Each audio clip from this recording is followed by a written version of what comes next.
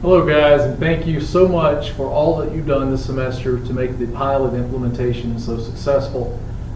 Up until this point, we have gone into the classroom and introduced the QEP. We have gone into the classroom and taught what effective listening and effective speaking looks like. We've reinforced that through some activities in class. Well, the fourth module, which will take place during weeks 7 and 8 of the semester, is simply a game, but it's a game that has a lot of real nonverbal and verbal communication in it in order to be successful. So it's not just a game. It will be fun for the students, but it's not just a game. It's an opportunity to give them critical feedback on the importance of nonverbal and verbal communication. Now, many of you are going to choose to do the nail game, and that's what I'm going to describe here. Although some of the welding instructors have opted for the alternative game, the relay game that I described back at the QEP launch meeting, but most have communicated to me that they are going to use our nail game. Now, in order to teach you how to do this activity, I've done several things. First of all, I've provided written instructions for the nail game exercise. It's going to be used by the students, and it is on Canvas in the instructor resource course under Module 4. The written instructions that you will actually use in the activity are there. I have shipped through the courier the actual base for the nail game and the nails. I sent them to representatives on each campus, and you guys will be sharing those nails to do your games. So just let me give you a quick overview of how the nail game works for those of you who will be using that, and that's most of you. So what you will do first is you will show the class the board and the nails and just simply ask them, has anyone ever seen a game or a puzzle that looks like this? The reason that you do this is because you want to identify any person who already knows how to solve the nail game. The same nail game that we did at the QEP Summit back in May. If they raise their hand and they seem that they've seen this game done before, they will spoil the exercise. But does that mean that they can't be a part? Absolutely not. We want to make them team captains.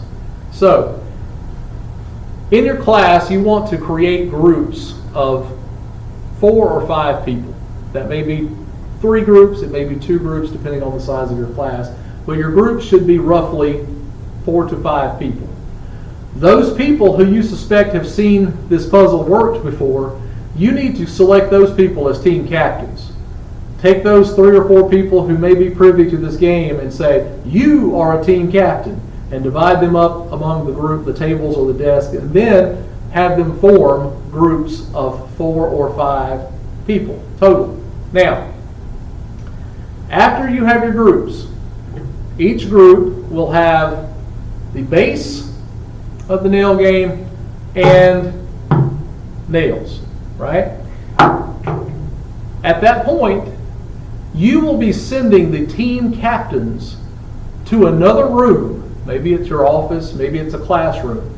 And in that classroom, they will be able to click on a YouTube video that explains to them exactly how to defeat, how to solve this nail game activity. The same way that some of us did at the QEP Summit. They will be able to watch this quick video that shows them exactly how to place the nails so that they can balance all of the nails on top of the nail head on this board. While that person is gone, you'll pick another person from each team and you will hand them the set of instructions, which they are going to read silently to themselves. So after the team captains have left to watch the instructional video, another member of each team will be handed a set of written instructions. And the written instructions will show them the objective of the game and the rules of the game. But they're not able to read this out loud to their team. Instead, they're going to read it silently to themselves, and then we will have them throw the piece of paper away. At this point, they have to summarize in their own words to their teammates the objective of the game and the rules of the game.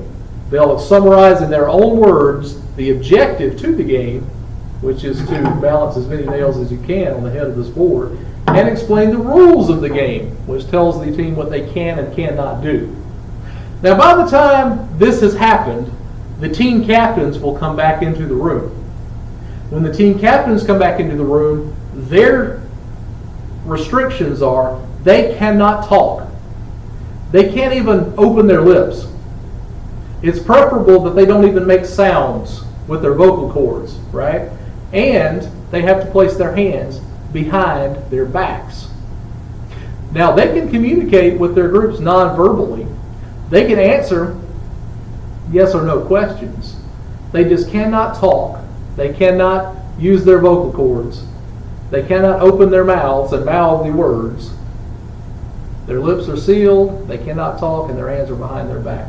But their groups, with full knowledge that their team captain knows exactly how to complete this exercise, they will be able to ask them questions.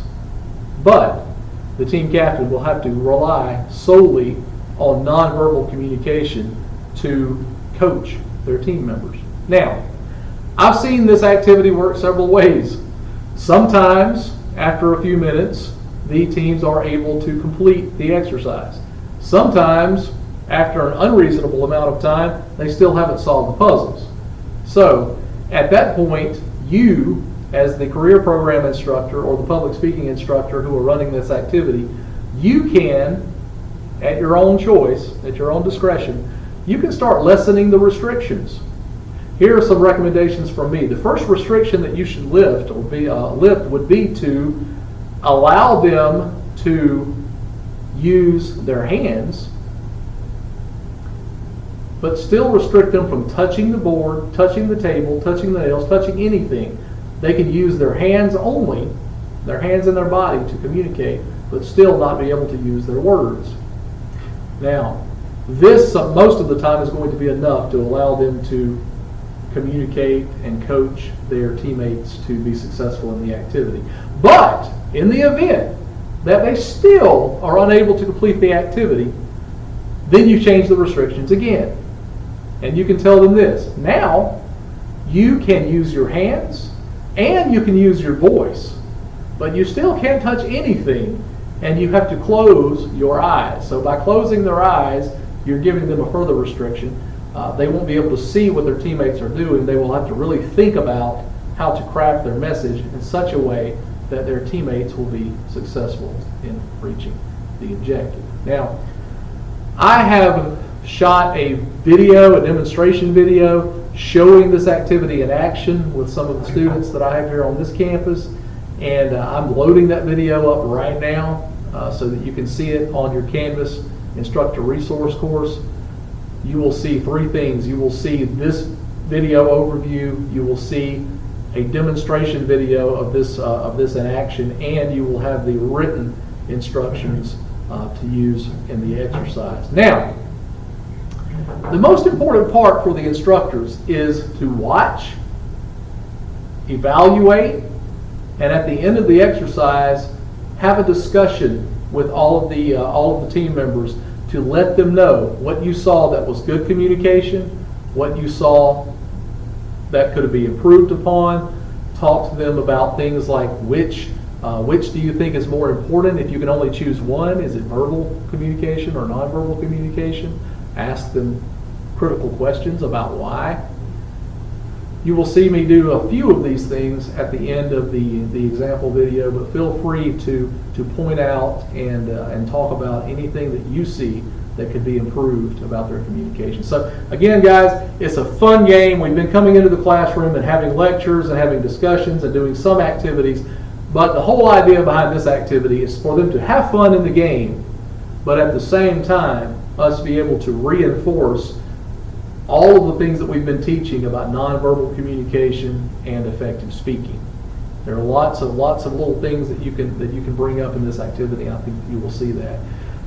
Guys, I want you to have fun as well, so let's go in with a lot of energy. Let's go in with a lot of enthusiasm. This is the last time that you will be back in the classroom with them before we come in and assess these SLOs at the end of the semester. So have a good time with your students, and on your way out, be sure to reinforce all the things that we've been talking about and tell them that at the end of the semester, we will be back and we will be assessing their nonverbal active listening skills and their nonverbal speaking skills at the end of the semester. So thank you guys very much. I think that this will all be self-explanatory when you see the rest of the module in your instructor resource course. Thank you, and thank you for everything you've been doing to help with the QEP.